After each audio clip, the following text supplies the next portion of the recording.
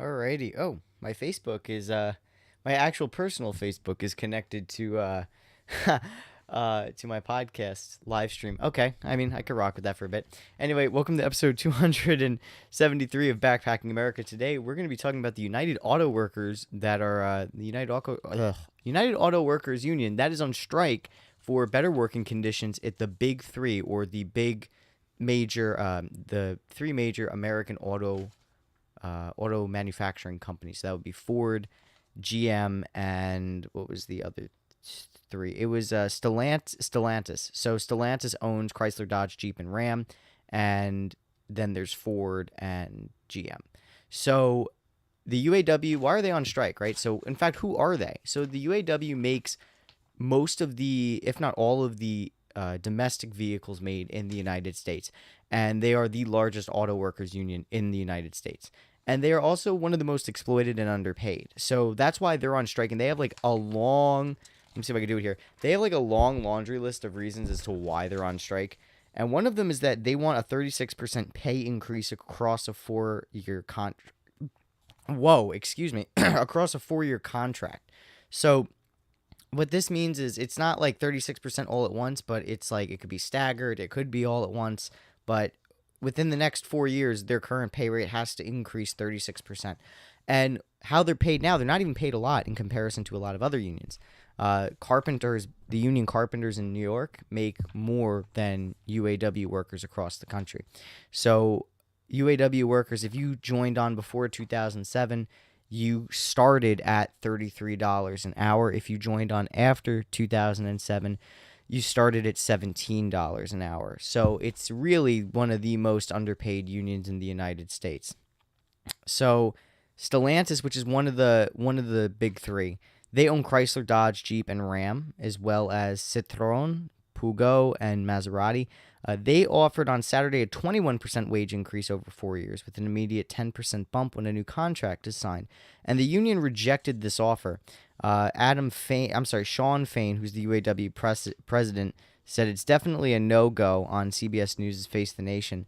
And he said, we've made very clear to the companies what we want. Because it's more than just pay. It's also fixing the tier system, limiting the use of temporary workers, and also getting a 4 day work week with more time off, as well as a right to strike and family protections, as well as retiree health care, and a lot more other stuff. But I had to condense it today because there were so many demands that they were making, and rightfully so.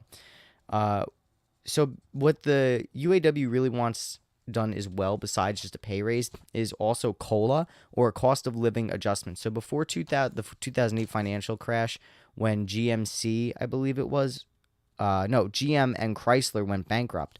So before they went bankrupt, all the auto companies used to have cost of living adjustments where wages were increased to match the increase in cost of living caused by inflation. They got rid of that after 2008 to cut costs. So, adjusting for inflation, auto workers have seen their wages since 2008 fall by 19.3%.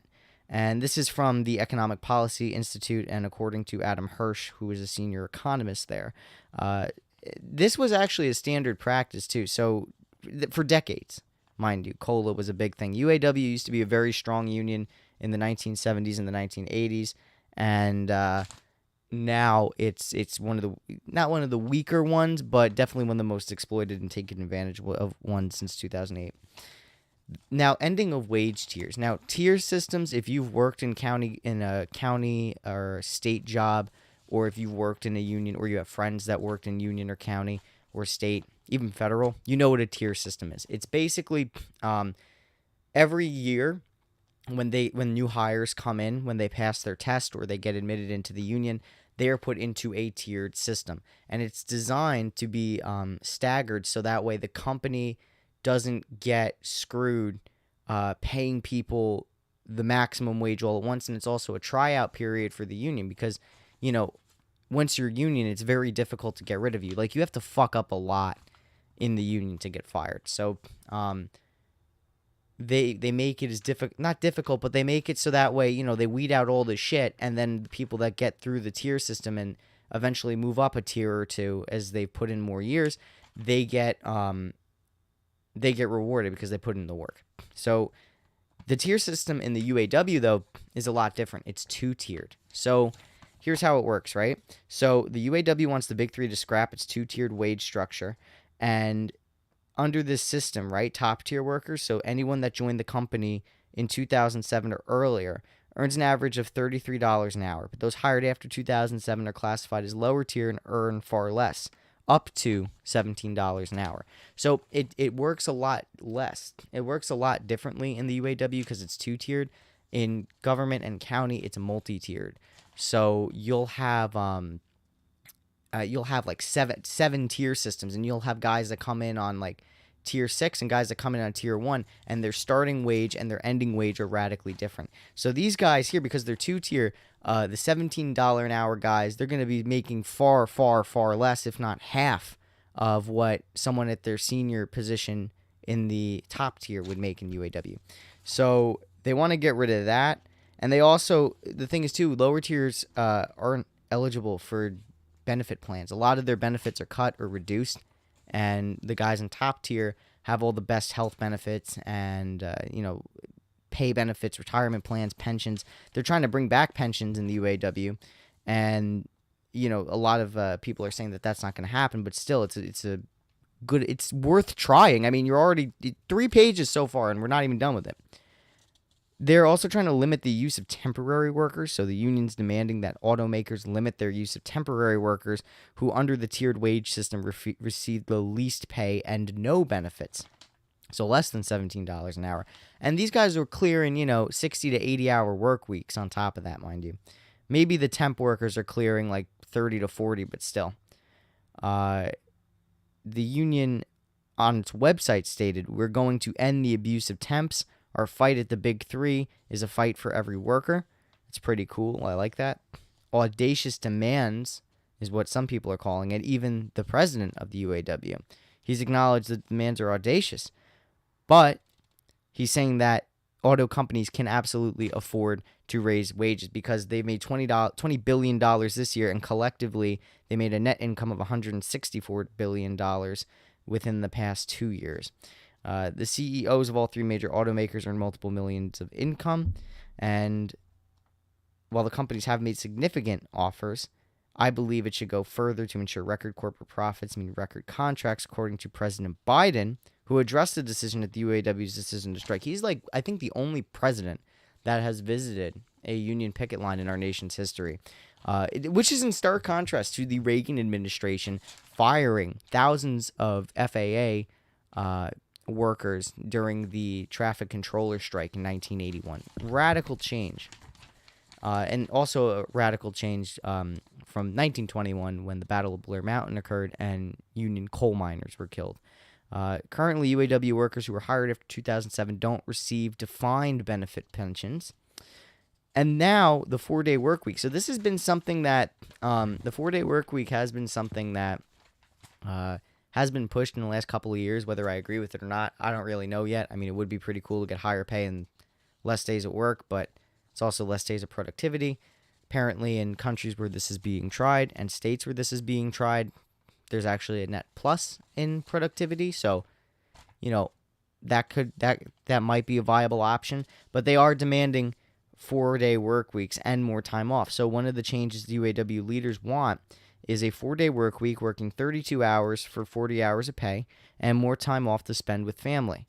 Our members are working 60, 70, even 80 hours a week just to make ends meet. That's not living. It's barely surviving, and it needs to stop. That I agree. Sean Fain said this last month on Facebook Live. I agree with that. And this is not just in the UAW. This is also in many other industries, union and non-union. We're seeing a lot of people at Walmart, in Amazon, at McDonald's, working 60-hour weeks, 70-hour weeks, 80-hour weeks, even construction. And fortunately, there is overtime. So it's, at least with union companies, there is overtime. With non-union, there is no overtime. It's just the same rate over and over again, which is quite unfortunate. And he said something very important: that's not living, it's barely surviving, and it needs to stop. Absolutely. I agree with that. In the post-World War II era, working long hours like that wasn't really standard. You could work an 8-9 hour day and still survive and have a good life, and families were together. But not that it wasn't uncommon, but it wasn't as common as it is today either. And if you did have to work overtime, you were very well compensated, and poverty wasn't as bad. Like there wasn't really a like if you didn't work overtime and you just worked your regular, shift, you'd still make it and you'd still have a comfortable life. Now you have to barely have a comfortable life. You have to work 60 to 80 hours a week. And that's really unfortunate, especially with how low these guys are getting paid. It's not a life to live. So I'm totally on board with what the union's saying here. No one should be working 60 to 80 hours a week because there's no point in even living at that point. If you're not even enjoying life or spending time with your friends and family and all you're doing is just waking up to go to work, I mean, there's no point. There's no point in any of that. And with the way technology has changed to increase productivity and make things faster, even with what I'm doing right now, I have a radio station practically in my house, and I can produce this podcast whenever I'd like and cut it up, edit it, and promote it within an hour to 2 hours. Whereas before, it would take a very long time to do it because if I wanted to record something, I'd have to go to a studio, or if I recorded it in my house, I'd have to put in tape and film and then splice that and then put it into a cassette, which I don't even know how the hell you do. And then if I wanted to distribute it, I'd have to pick a day, and I'd have to mail it to people, and I'd have to hand it down the street corners, and I'd have to do this and that. It's a lot of work if I wanted to do something independent. Or if I wanted all this equipment, it would cost much more than it does now, and it would be even more expensive because you have to pay to develop the film and the cassette, and you have to pay for more parts and more materials. This, it's more like one and done. You spend a lot on equipment, don't get me wrong, but you're not processing it. You're not using chemicals. You're not using film and all these things. So, you can produce so much more, and all that you really need is enough storage and an extra battery, and you could go for 6 to 8 hours. It doesn't really matter. As long as you have power and, SD cards, you're set. And these are renewable. So, I could produce so much more. We have AI, we have robots, automation is a very real thing, and a lot of people have lost jobs due to automation. And I'm not saying everything should be automated, but we have the capability to increase productivity so much that 60 to 80-hour work weeks really shouldn't be a norm with all the technology that we have and all the education that we have in this country, and yet still we're working 60 to 80-hour weeks. It's mind-blowing to me that that's even a standard for cars, especially with how fast we can make them. Why? I don't know why that's even acceptable. And this isn't a new concept either for shorter work weeks. So in 1940, Congress amended the federal labor laws to limit the work week to 40 hours. So why is Walmart getting away with this, and why is UAW having to fight for shorter work weeks still? I'd like to do research on that and figure out why. And then, but what's important to note, before 1940, so 15 years earlier, I believe that would be 1925, General Motors became one of the first companies to implement a 40-hour work week. So in 1925, they implemented a 40-hour work week. And there's something that is to be said about the 40-hour work week, the shorter work week, mind you, because people were working, 60 to 80-hour weeks, 90-hour weeks, 100-hour weeks, in the factories in the 1800s, early 1900s. They call my generation lazy for wanting the 32-hour work week and the 4-hour work week, when in 1925, 40 hours was considered the 4-day work week and the 32-hour work week. The fight for the 8-hour day was something that was during the late 1800s and early 1900s. People used to work 12-hour days, 16-hour days, 18-hour days at the factory. They'd work so much that they had factory towns, and you had like a little hovel that you rented through company dollars, right? So your currency was converted from American dollars to these phony bucks, and people lived 20 feet away from the factory, paid rent in phony bucks, and then they were basically enslaved in modern feudalism and tied to these factories. So, that was not that long ago. and we're slowly going back to how that is. Slowly, there's this trend where people are, not to where they're living in servitude like this, but where the hours of work being spent at these jobs, these production jobs, are mirroring that of the late 19th and early 20th centuries. And back then, the 40-hour work day, the 40-hour work week, was considered laziness, entitlement, and blah, blah, blah. Much of the same stuff that is being said of Generation Z today and the millennials today. Now, don't get me wrong, our generation does have some entitlement issues and such, and we do over-exaggerate our mental health crises. Don't get me wrong on that. We are also over-medicated.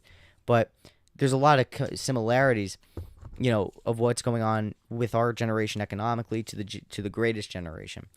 And speaking the medication topic, I was actually talking to my mom about this the other day, and she said, so many young women are over-medicated whenever they feel emotions. And I feel like this is something that happened, in my day when women were over-medicated for having emotions and feelings. And she's not wrong about that. I totally agree with her on that, where it's literally like mommy's little helper, right? Like not Adderall, Xanax. That was, and Percocet and shit.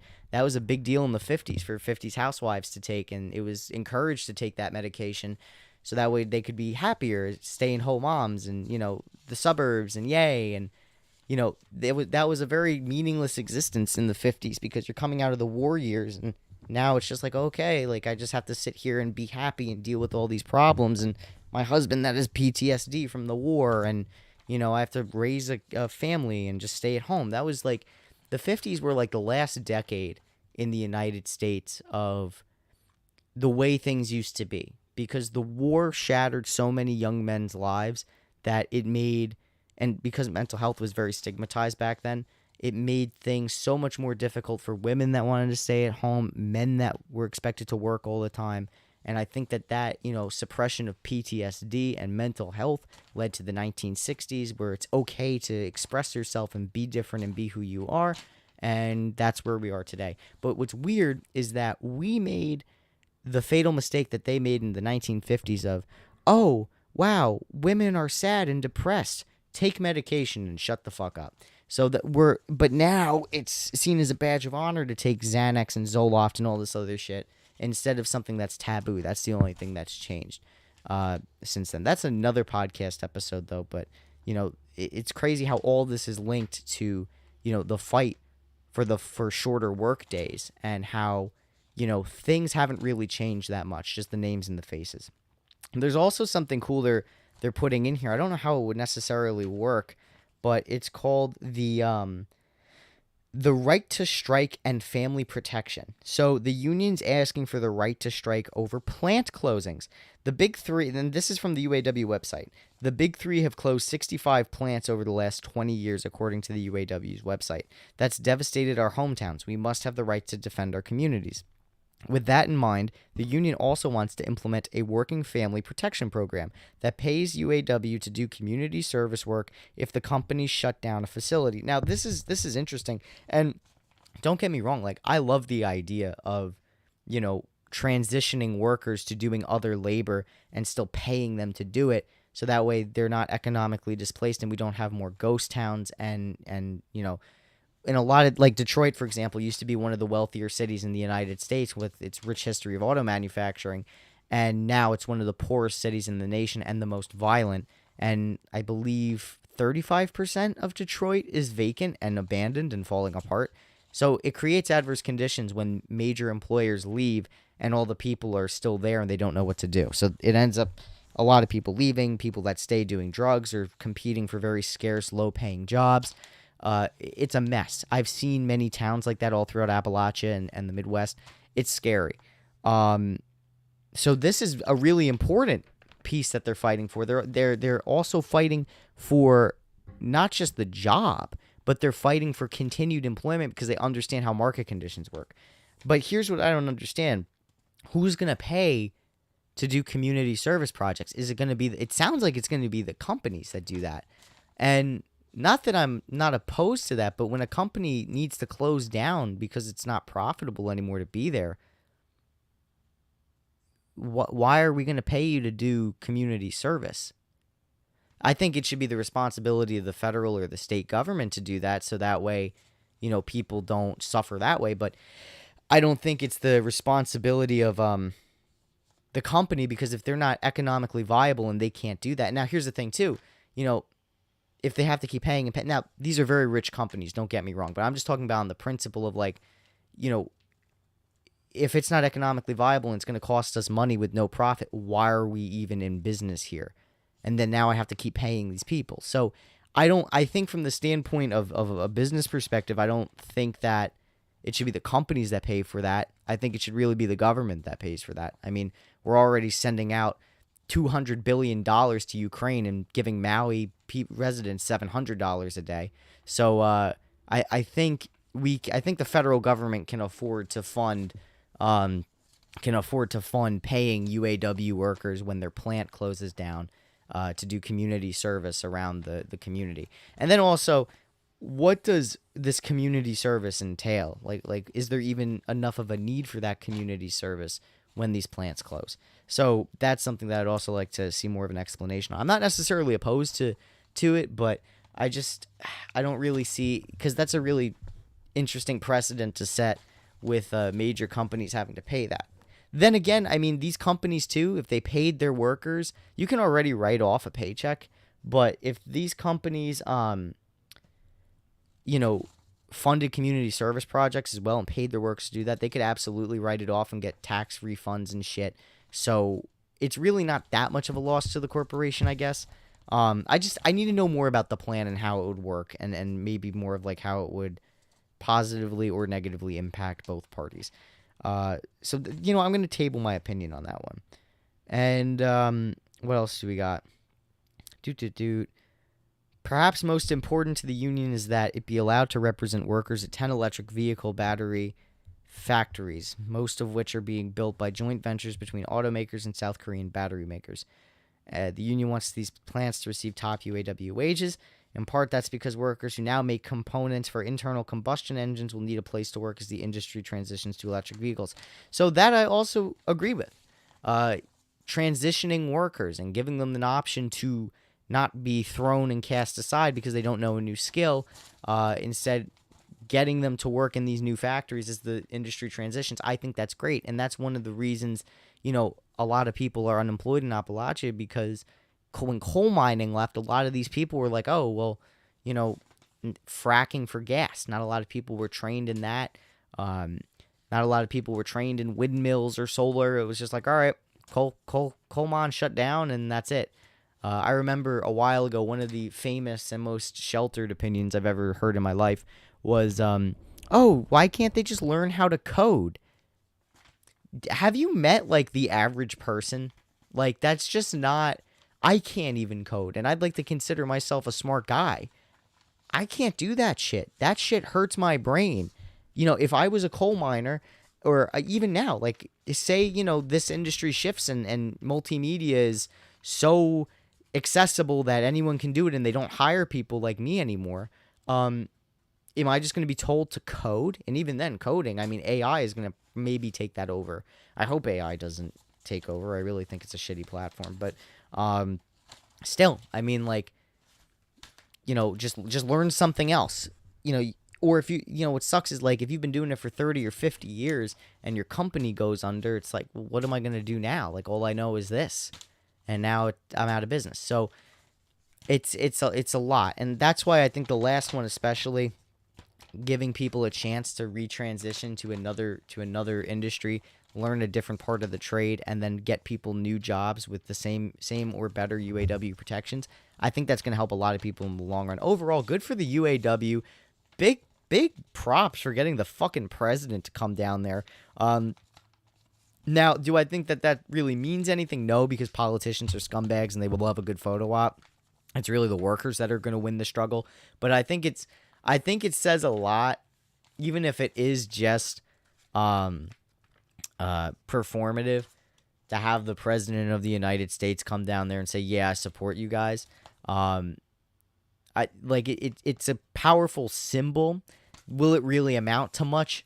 I'm not sure. It's still a flex. But remember, this is also the guy that prevented railroad organizers from unionizing, railroad workers from unionizing, and denied the denied their request to have shorter, longer turnarounds and shorter work shifts, and also more sick days. Currently, they have 4, which the Biden administration allowed them to have before they had no sick days. They wanted 7 sick days for the year. I really don't think their demands were asking too much, but they were like, oh, Biden was like, oh no, we got to keep the trains running, and basically prevented them from unionizing. But now Biden's here, like, oh yeah, I'm supportive of the union, which again, like having a president go down there and say he supports the union, that does do something, but again, it's really down to what the workers are doing and withholding their labor that is going to get any effectual change done, more so than what any legislative piece of action could do. And that's the real big takeaway here. The UAW, if they're successful in their strike, which it seems they will be, because a lot of other parts of the industry are getting affected with layoffs on the way, which is the OEM parts and third-party parts, basically manufacturers. Those guys, they're gonna start laying off in their companies. It's obviously affecting car sales, so it's gonna create a scarcity issue very soon because no new cars are being produced. So, and also foreign companies like Toyota, Nissan, Hyundai, etc., they are going to be taking in all the profit because no new American cars are going to be made, so all the foreign cars are going to be available and maybe a little more expensive, but American consumers are going to have to bite the bullet because they're the only ones available. So it's really same thing with Tesla too. Tesla is also going to be in the competition. So it's going to be really dicey for the big 3 auto companies if they don't give in to these demands soon or reach at least an agreement with the UAW. And UAW saying go big and go home, and they're just over asking to get somewhere in the middle. But if they are successful in getting the 32-hour week, that's going to set the precedent for the entire country shifting over to the 32-hour week. And we're going to see I feel like we're going to see a lot better relations in labor. And if that does happen, I feel like people's mental health is going to be better because now they can explore things.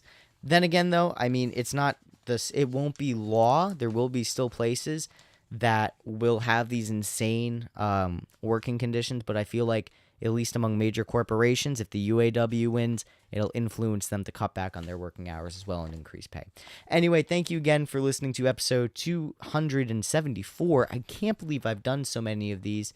And you guys have no idea how much coffee I need right now, even though I've had like 4 cups today. This is been another fun time doing this. Episode 275 coming out soon. Don't know what I'm going to do that one on yet. Probably the California's gun laws. Fun fact about that. You can now own a 30-round detachable magazine in the state of California because a federal judge said California's magazine restrictions are unconstitutional. And California decided to add 20 new gun laws to the rolls because they're mad. So anyway, you know what? I might talk about that tomorrow. Anyway,